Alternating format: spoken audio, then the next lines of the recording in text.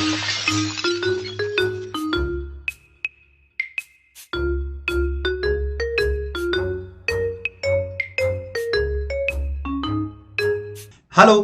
सो ਤੁਹਾਡੇ ਆਪਣੇ ਚੈਨਲ ਤੇ ਤੁਹਾਡਾ ਸਾਰਿਆਂ ਦਾ ਬਹੁਤ-ਬਹੁਤ ਸਵਾਗਤ ਹੈ। ਸੋ ਜਿਵੇਂ ਕਿ ਤੁਹਾਨੂੰ ਪਤਾ ਹੈ ਕਿ ਆਪਾਂ ਇੱਕ ਫਿਜ਼ਿਕਸ ਦੀ ਸੀਰੀਜ਼ ਸ਼ੁਰੂ ਕਰ ਰੱਖੀ ਆ। ਸੋ ਉਹ ਸੀਰੀਜ਼ ਦੇ ਵਿੱਚ ਆਪਾਂ ਅੱਜ ਇੱਕ ਨਵੀਂ ਵੀਡੀਓ ਲੈ ਕੇ ਆਇਆ ਤੇ ਮੈਂ ਤੁਹਾਨੂੰ ਕਿਹਾ ਸੀ ਕਿ ਮੰਡੇ ਨੂੰ ਤੁਹਾਨੂੰ ਇੱਕ ਨਵੀਂ ਸੀਰੀਜ਼ ਜਾਂ ਸਰਪ੍ਰਾਈਜ਼ ਮਿਲੂਗਾ। ਸੋ ਉਹ ਸਰਪ੍ਰਾਈਜ਼ ਇਹ ਹੈ ਕਿ ਕੱਲ ਤੋਂ ਤੁਹਾਨੂੰ ਕੰਪਿਊਟਰ ਦੀ ਵੀਡੀਓਜ਼ ਮਿਲਣਗੀਆਂ। ਹਾਂਜੀ ਤੁਹਾਨੇ ਸਹੀ ਸੁਣਿਆ। ਜਿਵੇਂ ਕਿ ਤੁਹਾਨੂੰ ਪਤਾ ਹੈ ਕਿ ਇਸ ਟਾਈਮ ਲਈ ਨੋਟੀਫਿਕੇਸ਼ਨ ਆ ਚੁੱਕੀ ਕਿ 14 ਮਈ ਦਾ ਕੀ ਹੈ ਪਟਵਾਰੀ ਦਾ ਪੇਪਰ ਹੈ, ਜਿਹਦੇ ਵੀ ਇੱਕ ਛੋਟਾ ਜਿਹਾ ਪਾਰਟ ਕਿਸ ਚੀਜ਼ ਦਾ ਰਹਿਣ ਵਾਲਾ ਹੈ, ਕੰਪਿਊਟਰ ਦਾ। ਜਿਹਦੇ ਵਿੱਚ ਇੱਕ ਛੋਟਾ ਜਿਹਾ ਪਾਰਟ ਕਿਹਦਾ ਹੈ, ਕੰਪਿਊਟਰ ਦਾ। ਸੋ ਉਹਦੀ ਪੂਰੀ ਦੀ ਪੂਰੀ ਸੀਰੀਜ਼ ਲੈ ਕੇ ਆਉਂਗਾ। ਆਈ ਹੋਪ ਕਿ 1-2 ਹਫ਼ਤਿਆਂ ਦੇ ਵਿੱਚ ਉਹ ਸੀਰੀਜ਼ ਕੀ ਹੋ ਜੇ, ਕੰਪਲੀਟ ਹੋ ਜੇ। ਠੀਕ ਹੈ, 5 ਤੋਂ 7 ਵੀਡੀਓਜ਼ ਦੇ ਵਿੱਚ ਰਹਿਣਗੀਆਂ ਜਾਂ ਵੱਧ ਵੀ ਹੋ ਸਕਦੀਆਂ ਨੇ। ਸੋ ਉਹਦੇ ਵਿੱਚ ਜਿੰਨਾ ਤੁਹਾਨੂੰ ਕੰਪਿਊਟਰ ਲੋੜੀਂਦਾ ਹੈ ਸਾਰੇ ਦਾ ਸਾਰਾ ਬਿਲਕੁਲ ਫ੍ਰੀ ਆਫ ਕਾਸਟ ਕਰਾਇਆ ਜਾਊਗਾ। ਤੁਹਾਨੂੰ ਇਸ ਚੈਨਲ ਤੇ ਕੁਝ ਨਹੀਂ ਕਰਨਾ, ਸਿਰਫ ਕੀ ਕਰਨਾ ਹੈ, ਸਬਸਕ੍ਰਾਈਬ ਕਰਨਾ। ਹੋਰ ਕੁਝ ਵੀ ਮੈਂ ਤੁਹਾਡੇ ਤੋਂ ਨਹੀਂ ਮੰਗਦਾ। ਠੀਕ ਹੈ, ਸੋ ਇਸੇ ਦੇ ਨਾਲ ਹੀ ਅੱਜ ਦਾ ਲੈਕਚਰ ਸਟਾਰਟ ਕਰਦੇ ਹਾਂ।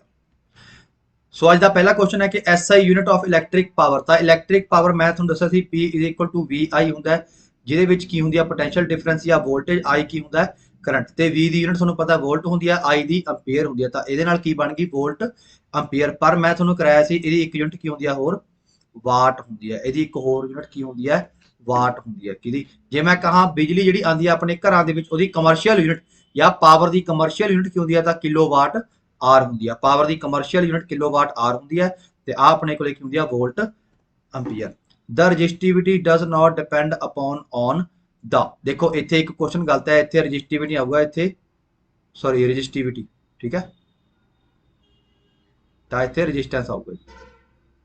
ਜਿਹੜੀ ਰੈਜ਼ਿਸਟੈਂਸ ਹੁੰਦੀ ਹੈ ਉਹ ਕਿਹਦੇ ਉੱਤੇ ਡਿਪੈਂਡ ਨਹੀਂ ਕਰਦੀ, ਲੈਂਥ ਉੱਤੇ ਕਰਦੀ ਹੈ, ਏਰੀਆ ਆਫ ਕ੍ਰਾਸ ਸੈਕਸ਼ਨ ਉੱਤੇ ਕਰਦੀ ਹੈ, ਟੈਂਪਰੇਚਰ ਉੱਤੇ ਕਰਦੀ ਹੈ, ਪਰ ਉਹ ਸ਼ੇਪ ਦੇ ਉੱਤੇ ਡਿਪੈਂਡ ਨਹੀਂ ਕਰਦੀ। ਠੀਕ ਹੈ, ਕੋਈ ਵੀ ਰੈਜ਼ਿਸਟੈਂਸ ਹੈ ਜਿਹੜੀ ਆ ਉਹ ਕਿਹਦੇ ਉੱਤੇ ਨਹੀਂ ਕਰਦੀ, ਸ਼ੇਪ ਦੇ ਉੱਤੇ ਡਿਪੈਂਡ ਨਹੀਂ ਕਰਦੀ। The most suitable material for making the core of an electromagnet is. ਮਤਲਬ ਜਦੋਂ ਆਪਾਂ ਨੇ ਕੋਈ ਇਲੈਕਟ੍ਰੋਮੈਗਨੈਟ ਬਣਾਉਣਾ ਹੈ, ਠੀਕ ਹੈ, ਜਦੋਂ ਆਪਾਂ ਨੇ ਕੋਈ ਇਲੈਕਟ੍ਰੋਮੈਗਨੈਟ ਬਣਾਉਣਾ ਹੈ, ਮਤਲਬ ਕੀ ਹੈ ਇੱਕ ਮੈਟਲ ਨੂੰ ਆਪਾਂ ਨੇ ਮੈਗਨੇਟ ਬਣਾਉਣਾ ਹੈ, ਤਾਂ ਉਹਦੇ ਲਈ ਆਪਾਂ ਸਭ ਤੋਂ ਵਧੀਆ ਕੀ ਰਹਿੰਦਾ ਆਪਣੇ ਕੋਲੇ ਸੌਫਟ ਆਇਰਨ। ਕੀ ਹੁੰਦਾ ਹੈ, ਇੱਕ ਸੌਫਟ ਆਇਰਨ ਹੁੰਦਾ। ਉਹਦੇ ਆਲੇ ਦੁਆਲੇ ਆਪਾਂ ਕੀ ਕਰਦੇ ਹਾਂ, ਵਾਇਰਿੰਗ ਕਰਦੇ ਹਾਂ, ਜਿਹਦੇ ਵਿੱਚ ਆਪਾਂ ਕਰੰਟ ਪਾਸ ਕਰਦੇ ਹਾਂ, ਜਿਹਦੇ ਨਾਲ ਉਹ ਸੌਫਟ ਆਇਰਨ ਕੀ ਬਣ ਜਾਂਦਾ, ਇੱਕ ਮੈਗਨੇਟ ਬਣ ਜਾਂਦਾ। ਠੀਕ ਹੈ, ਜਿਹਦੇ ਨਾਲ ਉਹ ਸੌਫਟ ਆਇਰਨ ਕੀ ਹੈ, ਇੱਕ ਮੈਗਨੇਟ ਬਣ ਜਾਂਦਾ। ਇਹਨੂੰ ਹੀ ਕੀ ਕਹਿੰਦੇ ਆ ਆਪਾਂ, ਇਲੈਕਟ੍ਰੋ ਮੈਗਨੇਟ। ਜੇ ਆਪਾਂ ਮੈਗਨੇਟ ਦੀ ਗੱਲ ਕਰੀਏ ਤਾਂ ਮੈਗਨੇਟ ਦੋ ਪ੍ਰਕਾਰ ਦਾ ਹੁੰਦਾ। ਇਹਦਾ ਇੱਕ ਹੁੰਦਾ ਨੈਚੁਰਲ, ਜਿਹੜਾ ਆਪਾਂ ਨੂੰ ਕੁਦਰਤੀ ਰੂਪ ਵਿੱਚ ਮਿਲਦਾ, ਦੂਜਾ ਹੁੰਦਾ ਆਪਣੇ ਕੋਲੇ ਆਰਟੀਫੀਸ਼ੀਅਲ। ਜਿਹੜੇ ਆਪਾਂ ਜ਼ਿਆਦਾਤਰ ਯੂਜ਼ ਕਰਦੇ ਹਾਂ, ਕਿਤੇ ਵੀ ਸਪੀਕਰ ਦੇ ਵਿੱਚ ਯੂਜ਼ ਕਰਦੇ ਆ, ਕਿਤੇ ਵੀ ਯੂਜ਼ ਕਰਦੇ ਆ, ਉਹ ਕਿਹੜੇ ਹੁੰਦੇ ਨੇ ਜੀ,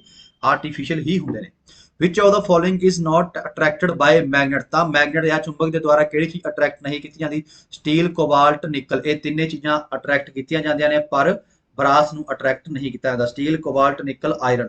ਕਿਉਂਕਿ ਮੈਗਨੇਟ ਦੀ ਡੈਫੀਨੇਸ਼ਨ ਹੀ ਇਹ ਹੈ ਕਿ ਉਹ ਮਟੀਰੀਅਲ ਜੋ ਲੋਹੇ ਜਾਂ ਲੋਹੇ ਵਰਗੀ ਚੀਜ਼ਾਂ ਨੂੰ ਅਟਰੈਕਟ ਕਰੇ, ਜਿਵੇਂ ਸਟੀਲ, ਕੋਬਾਲਟ, ਨਿਕਲ ਨੂੰ ਅਟਰੈਕਟ ਕਰੇ, ਪਰ ਬਰਾਸ ਨੂੰ ਉਹ ਅਟਰੈਕਟ ਨਹੀਂ ਕਰਦਾ। ਦ ਟੂ ਮੈਗਨੈਟਿਕ ਫੀਲਡ ਲਾਈਨਸ। ਦੇਖੋ ਜੇ ਮੈਂ ਮੈਗਨੇਟ ਦੀ ਗੱਲ ਕਰਾਂ, ਮੈਗਨੇਟ ਆ ਹੁੰਦਾ, ਇਹਦਾ ਇੱਕ ਸਿਰਾ ਉੱਤਰ, ਇੱਕ ਸਿਰਾ ਦੱਖਣ, ਨਾਰਥ ਤੇ ਸਾਊਥ ਹੁੰਦੇ ਨੇ। ਜਿਹੜੀ ਮੈਗਨੈਟਿਕ ਫੀਲਡ ਲਾਈਨ ਹੁੰਦੀਆਂ ਨੇ ਇਹਦੇ ਆਲੇ ਦੁਆਲੇ, ਇਹਨੂੰ ਆਪਾਂ ਕੀ ਕਹਿੰਦੇ ਆ, ਮੈਗਨੈਟਿਕ ਫੀਲਡ ਲਾਈਨਸ। ਠੀਕ ਹੈ, ਇਹ ਉੱਪਰ ਵੀ ਹੁੰਦੀਆਂ ਨੇ ਤੇ ਇਧਰਲੇ ਪਾਸੇ ਵੀ ਹੁੰਦੀਆਂ ਨੇ। ਠੀਕ ਹੈ, ਇਹ ਹੁੰਦੀਆਂ ਨੇ ਆਪਣੇ ਕੋਲੇ ਮੈਗਨੈਟਿਕ ਫੀਲਡ ਲਾਈਨਸ। ਮਤਲਬ ਕੀ ਹੈ, ਮੈਗਨੇਟ ਦੇ ਆਲੇ ਦੁਆਲੇ ਜਿੱਥੇ ਤੱਕ ਉਹਦਾ ਪ੍ਰਭਾਵ ਮਹਿਸੂਸ ਕੀਤਾ ਜਾਂਦਾ ਉਹਨੂੰ ਆਪਾਂ ਕੀ ਕਹਿੰਦੇ ਆ, ਮੈਗਨੈਟਿਕ ਫੀਲਡ ਲਾਈਨਸ। ਠੀਕ ਹੈ, ਸੋ ਇਹ ਨਾਰਥ ਟੂ ਸਾਊਥ ਹੁੰਦੀਆਂ ਨੇ ਬਾਹਰਲੇ ਪਾਸੇ, ਅੰਦਰਲੇ ਪਾਸੇ ਇਹ ਸਾਊਥ ਟੂ ਨਾਰਥ ਹੁੰਦੀਆਂ ਨੇ। ਬਾਹਰਲੇ ਪਾਸੇ ਨਾਰਥ ਟੂ ਸਾਊਥ, ਅੰਦਰਲੇ ਪਾਸੇ ਸਾਊਥ ਟੂ ਨਾਰਥ ਹੁੰਦੀਆਂ ਨੇ। ਠੀਕ ਹੈ, ਜੇ ਮੈਂ ਕਹਾਂ ਮੈਗਨੈਟਿਕ ਫੀਲਡ ਸਭ ਤੋਂ ਜ਼ਿਆਦਾ ਕਿੱਥੇ ਹੁੰਦੀ ਹੈ, ਤਾਂ ਸਭ ਤੋਂ ਜ਼ਿਆਦਾ ਪੋਲਸ ਦੇ ਉੱਤੇ, ਮਤਲਬ ਖੁੰਝਾਂ ਧੁਰਿਆਂ ਦੇ ਉੱਤੇ ਹੁੰਦੀ ਹੈ। ਸਭ ਤੋਂ ਘੱਟ ਕਿੱਥੇ ਹੁੰਦੀ ਹੈ, ਬਿਲਕੁਲ ਸੈਂਟਰ ਤੇ ਹੁੰਦੀ ਹੈ। ਤੇ ਇਹਦੀ ਖਾਸ ਗੱਲ ਕੀ ਹੈ, ਇਹ ਕੀ ਨੇ, ਨੈਵਰ ਇੰਟਰਸੈਕਟ ਈਚ ਅਦਰ। ਮਤਲਬ ਕੀ ਹੈ, ਜੇ ਇੱਕ ਇਧਰੋਂ ਜਾ ਰਹੀ ਹੈ ਤਾਂ ਦੂਜੀ ਇਹ ਤੋਂ ਕਦੇ ਵੀ ਕੱਟੂਗੀ ਨਹੀਂ ਹੈਗੀ। ਠੀਕ ਹੈ, ਇਹ ਦੋ ਸਾਰੀਆਂ ਕੀ ਹੋਣਗੀਆਂ, ਇੱਕ ਦੂਜੇ ਦੇ ਪੈਰਲਲ ਜਾਣਗੀਆਂ। ਠੀਕ ਹੈ, ਆ ਜਿਹੜੀ ਚੀਜ਼ ਹੈ ਆ ਪੈਰਲਲ ਹੋਊਗੀ, ਕਦੇ ਵੀ ਕੱਟਦੀ ਨਹੀਂ ਹੈ। ਤਾਂ ਜਿਹੜੀ ਚੁੰਬਕੀ ਰੇਖਾਵਾਂ ਨੇ ਇਹ ਕਦੇ ਵੀ ਇੱਕ ਦੂਜੇ ਨੂੰ ਨਹੀਂ ਕੱਟਦੀਆਂ। ਠੀਕ ਹੈ ਜੀ, ਤੇ ਇਹ ਚੀਜ਼ ਤੁਹਾਨੂੰ ਬਹੁਤ ਹੀ ਪਹਿਲਾਂ ਪਤਾ ਹੋਊਗੀ ਕਿ ਨਾਰਥ ਪੋਲ ਇੱਕ ਦੂਜੇ ਨੂੰ ਰਿਪੈਲ ਕਰਦੇ ਨੇ, ਦੂਰ ਕਰਦੇ ਨੇ, ਤੇ ਸਾਊਥ ਪੋਲ ਇੱਕ ਦੂਜੇ ਨੂੰ ਦੂਰ ਕਰਦੇ ਨੇ, ਤੇ ਨਾਰਥ ਸਾਊਥ ਪੋਲ ਇੱਕ ਦੂਜੇ ਨੂੰ ਆਪਣੇ ਵੱਲ ਆਕਰਸ਼ਿਤ ਕਰਦੇ ਨੇ। ਇਹ ਸਾਰਾ ਕੁਝ ਤੁਹਾਨੂੰ ਪਤਾ ਹੋਣਾ ਚਾਹੀਦਾ ਇਹਨਾਂ ਦਾ। Which option explain Fleming's left hand rule of understanding the working of motor. ਜਦੋਂ ਆਪਾਂ ਮੋਟਰ ਪੜ੍ਹਦੇ ਆ, ਠੀਕ ਹੈ, ਤਾਂ ਮੋਟਰ ਦੇ ਵਿੱਚ ਇੱਕ ਫਲੇਮਿੰਗ ਦਾ ਲੈਫਟ ਹੈਂਡ ਰੂਲ ਕੰਮ ਕਰਦਾ। ਠੀਕ ਹੈ, ਉਹ ਕੀ ਦਿਖਾਉਂਦਾ ਹੈ, when current carrying conductor is placed in magnetic field. ਜਦੋਂ ਇੱਕ ਕਰੰਟ ਕੈਰਿੰਗ ਕੰਡਕਟਰ, ਮਤਲਬ ਕਿਸੇ ਕੰਡਕਟਰ ਦੇ ਵਿੱਚ, ਕਿਸੇ ਤਾਰ ਦੇ ਵਿੱਚ ਕਰੰਟ ਹੋਵੇ ਤੇ ਉਹਨੂੰ ਮੈਗਨੈਟਿਕ ਫੀਲਡ ਦੇ ਵਿੱਚ ਰੱਖਿਆ ਜਾਵੇ, ਤਾਂ ਇਟ ਐਕਸਪੀਰੀਅੰਸ ਆ force from the magnetic field, ਤਾਂ ਉਹਦੇ ਉੱਤੇ ਇੱਕ ਫੋਰਸ ਲੱਗਦੀ ਹੈ ਜਿਹੜੀ ਕਿ ਮੈਗਨੈਟਿਕ ਫੀਲਡ ਕਰਕੇ ਲੱਗਦੀ ਹੈ। ਜਿਵੇਂ ਕਿ ਆ ਦੇਖੋ, ਆ ਇੱਕ ਆਪਣੇ ਕੋਲੇ ਕੀ ਹੈ, ਆ ਮੈਗਨੈਟਿਕ ਫੀਲਡ ਹੈ, ਮੰਨ ਕੇ ਚਲੋ ਆਹ ਕੀ ਹੈ, ਮੈਗਨੈਟਿਕ ਫੀਲਡ ਹੈ।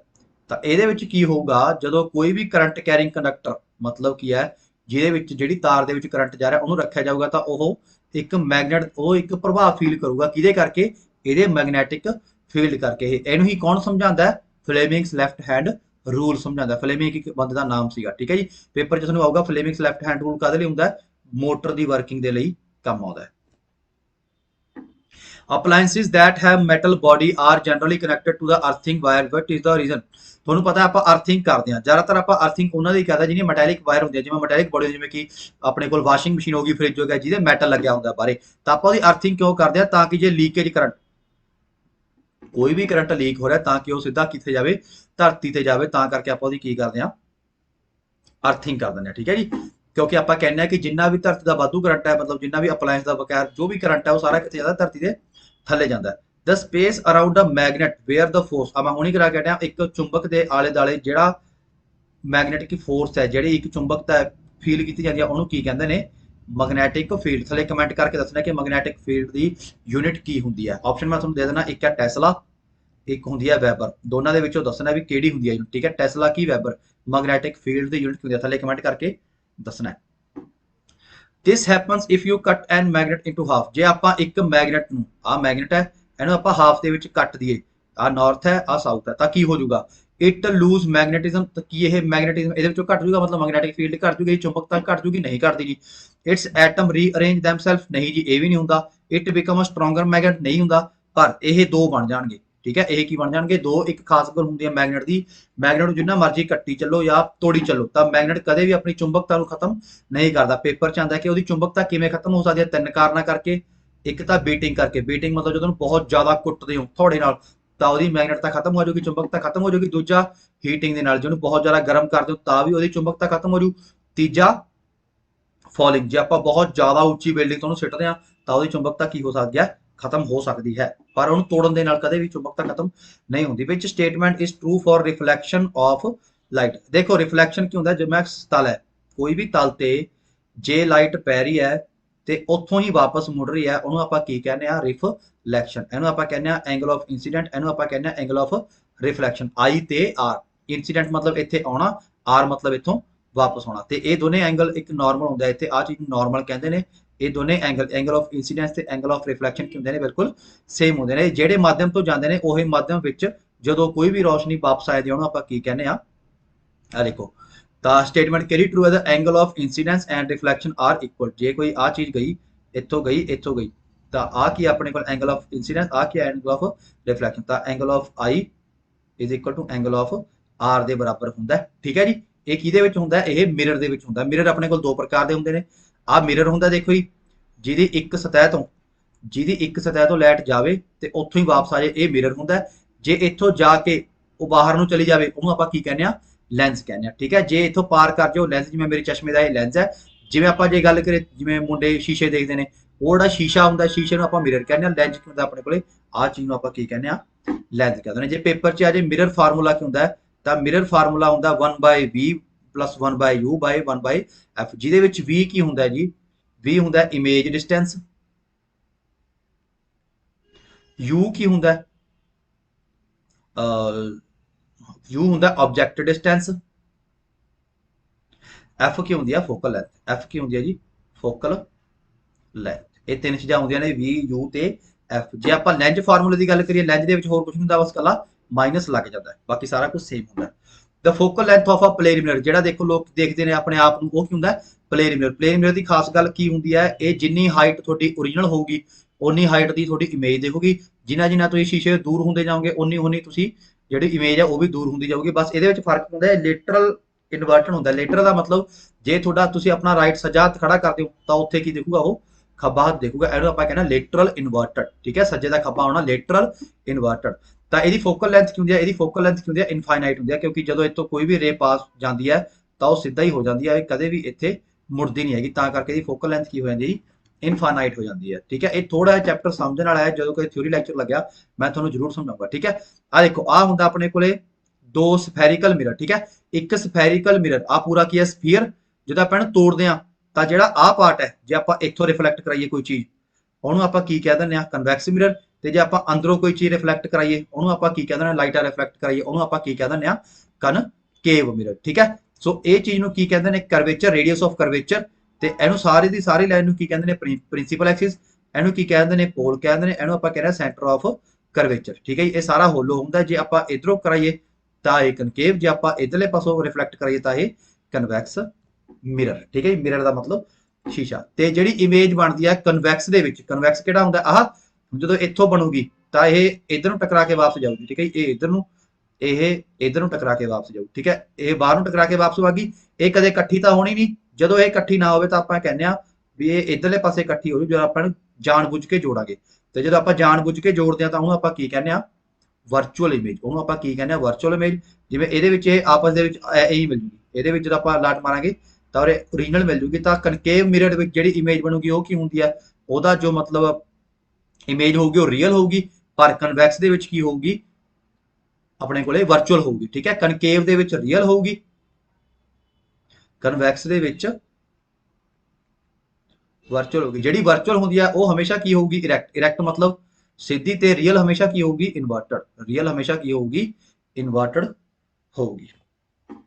The radius of curvature of a mirror is 20 cm, the focal length, focal length ਕਿਹਦੇ ਬਰਾਬਰ ਹੁੰਦੀ ਹੈ ਜੀ 1/, ਰੇਡੀਅਸ ਦੇ, ਠੀਕ ਹੈ। ਤਾਂ ਇੱਥੇ ਰੇਡੀਅਸ ਕਿੰਨਾ ਹੈ, ਤਾਂ curvature of mirror is focal length is, focal length ਕੀ ਹੋਊਗੀ ਇਹਦਾ ਅੱਧਾ ਹੋ ਜੂਗੀ, sorry radius is equal to 1/f, ਠੀਕ ਹੈ। ਸੋ ਇੱਥੇ ਕੀ ਹੋ ਜਾ ਫੋਕਲ ਲੈਂਥ 20 ਹੈ ਤਾਂ 20 ਦਾ ਅੱਧਾ ਕੀ ਹੋ ਜਾਂਦਾ, ਸੌਰੀ ਫਾਰਮੂਲਾ ਗਲਤ ਹੋ ਗਿਆ, ਕਿ ਆਪਣੇ ਕੋਲੇ radius of curvature of a mirror is 20, ਤਾਂ ਫੋਕਲ ਲੈਂਥ ਕੀ ਹੋ ਜੂਗੀ, ਫੋਕਲ ਲੈਂਥ ਹੁੰਦੀ ਹੈ ਜੀ ਰੇਡੀਅਸ ਬਟਾ 2, ਸੌਰੀ, ਠੀਕ ਹੈ। ਤਾਂ ਫੋਕਲ ਲੈਂਥ ਕੀ ਹੋਊਗੀ ਰੇਡੀਅਸ ਬਟਾ 2, ਰੇਡੀਅਸ ਕਿੰਨਾ ਆਪਣੇ ਕੋਲੇ 20/2 ਕਿੰਨਾ ਹੋ ਗਿਆ 10, ਤਾਂ ਆਪਣੇ ਕੋਲੇ ਫੋਕਲ ਲੈਂਥ ਕਿੰਨੀ ਹੋਗੀ ਜੀ 10 ਮੀਟਰ। ਇਹ ਗੱਲ ਸਮਝ ਲਓ ਇੱਕ ਵਾਰੀ, ਕਨਕੇਵ ਮਿਰਰ ਨੂੰ ਅਪਤਲ ਦਰਪਣ ਕਹਿੰਦੇ ਨੇ ਤੇ ਕਨਵੈਕਸ ਮਿਰਰ ਨੂੰ ਉੱਤਲ ਦਰਪਣ ਕਿਹਾ ਜਾਂਦਾ ਹੈ। ਇਹ ਪੰਜਾਬੀ 'ਚ ਮੈਨੂੰ ਮਿਲਿਆ ਨਹੀਂ, ਤੁਹਾਨੂੰ ਹਿੰਦੀ ਦੇ ਵਿੱਚ ਹੀ ਲਿਖ ਲਿਓ, ਠੀਕ ਹੈ ਜੀ।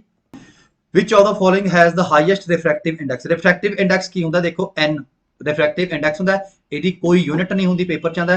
Speed or in vacuum, light ਦੀ ਸਪੀਡ ਵੈਕਿਊਮ ਦੇ ਵਿੱਚ ਕਿੰਨੀ ਹੈ divide by speed in medium, ਜਿਹੜੇ ਮੀਡੀਅਮ ਦੇ ਵਿੱਚ ਤੁਸੀਂ ਪਤਾ ਕਰੋ, 에ਅਰ ਚ ਪਤਾ ਕਰੋ, ਆਈਸ ਚ, ਵਾਟਰ ਚ, ਡਾਇਮੰਡ ਚ, ਤਾਂ ਦੋਨਾਂ ਦੀ ਜਿਹੜੀ ਸਪੀਡ ਆ ਉਹਦੇ ਵਿੱਚ ਕਿੰਨਾ ਫਰਕ ਆਉਂਦਾ ਉਹਨੂੰ ਆਪਾਂ ਕੀ ਕਹਿ ਦਿੰਦੇ ਆ ਰਿਫਰੈਕਟਿਵ ਇੰਡੈਕਸ। ਤੇ ਸਭ ਤੋਂ ਜਿਹੜਾ ਜ਼ਿਆਦਾ ਫਰਕ ਆ ਉਹ ਕਿਹਦੇ ਵਿੱਚ ਆਉਂਦਾ, ਡਾਇਮੰਡ ਦੇ ਵਿੱਚ ਆਉਂਦਾ। ਸਭ ਤੋਂ ਜ਼ਿਆਦਾ ਫਰਕ ਕਿਹਦੇ ਵਿੱਚ ਆਉਂਦਾ, ਡਾਇਮੰਡ ਦੇ ਵਿੱਚ ਆਉਂਦਾ। ਤਾਂ ਕਰਕੇ ਜੋ ਇੰਨਾ ਚਮਕਦਾ ਤਾਂ ਉਹ ਕਿਹਦੇ ਕਰਕੇ ਚਮਕਦਾ, ਉਹਦੀ ਰਿਫਰੈਕਟਿਵ ਇੰਡੈਕਸ ਦੇ ਕਰਕੇ ਹੀ ਚਮਕਦਾ। ਅਪਰੋਕਸੀਮੇਟ 4 ਦੇ ਲਵੇ ਤੇ ਹੁੰਦਾ ਇਹਦਾ ਰਿਫਰੈਕਟਿਵ ਇੰਡੈਕਸ। ਘੱਟੋ ਘੱਟ ਰਿਫਰੈਕਟਿਵ ਇੰਡੈਕਸ 1 ਹੋ ਸਕਦਾ, ਤੇ 에ਅਰ ਦਾ ਕੀ ਹੁੰਦਾ ਲਗਭਗ 1 ਹੁੰਦਾ। 에ਅਰ ਦਾ ਰਿਫਰੈਕਟਿਵ ਇੰਡੈਕਸ ਕਿੰਨਾ ਹੁੰਦਾ 1 ਹੁੰਦਾ। ਜਿਹਨੂੰ ਇਹਦੇ ਉੱਤੇ ਥਿਊਰੀ ਲੈਕਚਰ ਚਾਹੀਦੇ ਨੇ ਥੱਲੇ ਕਮੈਂਟ ਕਰ ਸਕਦਾ, ਮੈਂ ਕੱਲੇ ਚੈਪਟਰ ਤੇ ਥਿਊਰੀ ਲੈਕਚਰ ਵੀ ਲਿਆਉਂਗਾ। The bouncing back of a ray in a same medium, ਦੇਖੋ ਮੈਂ ਤੁਹਾਨੂੰ ਕਿਹਾ ਸੀ ਆਹ ਕੋਈ ਸ਼ੀਸ਼ਾ ਹੈ, ਇੱਥੋਂ ਹੀ ਲਾਈਟ ਗਈ ਇੱਥੋਂ ਹੀ ਵਾਪਸ ਆਈ, ਇਹ ਕੀ ਕਹਿਲਾਉਂਦੀ ਹੈ ਜੀ ਰਿਫਲੈਕਸ਼ਨ ਕਹਿਲਾਉਂਦੀ ਹੈ, ਰਿਫਲੈਕਸ਼ਨ ਐਲ ਤੋਂ। ਜੇ ਇੱਥੋਂ ਕੋਈ ਚੀਜ਼ ਜਿਵੇਂ ਆਹ ਸ਼ੀਸ਼ਾ ਹੈ ਇੱਥੋਂ ਪਾਰ ਕਰ ਗਈ ਉਹਨੂੰ ਆਪਾਂ ਕੀ ਕਹਿੰਦੇ ਆ ਰਿਫਰੈਕਸ਼ਨ ਕਹਿ ਦਿੰਦੇ ਆ, ਉਹਨੂੰ ਆਪਾਂ ਰਿਫਰੈਕਸ਼ਨ ਕਹਿ ਦਿੰਦੇ ਆ। ਤਾਂ ਇਹ ਕੀ ਹੈ reflection. The angle of incidence is equal to, ਜਿਹੜਾ ਐਂਗਲ ਆਫ ਇਨਸੀਡੈਂਸ ਹੁੰਦਾ ਹੈ ਕਿਹਦੇ ਹੁੰਦਾ, ਐਂਗਲ ਆਫ ਰਿਫਲੈਕਸ਼ਨ ਦੇ ਹੁੰਦਾ ਜੀ। ਆਈ ਤੇ ਆਰ ਦੋਨੇ ਕੀ ਹੁੰਦੇ ਨੇ ਬਰਾਬਰ ਹੁੰਦੇ ਨੇ। ਇਸ ਚੀਜ਼ ਨੂੰ ਕੀ ਕਹਿੰਦੇ ਆਪਾਂ ਨਾਰਮਲ ਕਹਿ ਦਿੰਦੇ ਆ।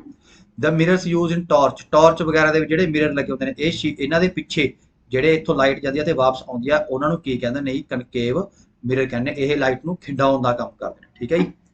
ਤੇ ਰੇਅਰ ਵਿਊ ਜਿਹੜਾ ਆਹ ਵਾਲਾ ਹੁੰਦਾ ਇਹਨੂੰ ਆਪਾਂ ਕੀ ਕਹਿ ਦਿੰਦੇ ਆ, ਇਹਨੂੰ ਆਪਾਂ ਕਨਵੈਕਸ ਮਿਰਰ। ਤੁਹਾਨੂੰ ਪਤਾ ਹੁਣੀ ਆਪਾਂ ਪਿੱਛੇ ਕਰਕੇ ਜਿਹੜਾ ਕਨਵੈਕਸ ਮਿਰਰ ਦਾ ਕੰਮ ਕੀ ਹੁੰਦਾ, ਇੱਕ ਵੱਡੀ ਚੀਜ਼ ਨੂੰ ਛੋਟੇ ਦੇ ਵਿੱਚ ਦਿਖਾਉਣਾ। ਤਾਂ ਜਿਹੜੇ ਸ਼ੀਸ਼ੇ ਲੱਗੇ ਹੁੰਦੇ ਨੇ ਰੇਅਰ ਵਿਊ ਕਹਿੰਦੇ ਨੇ ਉਹਨੂੰ, ਉਹ ਸਾਰੇ ਕੀ ਹੁੰਦੇ ਨੇ ਕਨਕੇਵ ਮਿਰਰ ਹੀ ਹੁੰਦੇ ਨੇ।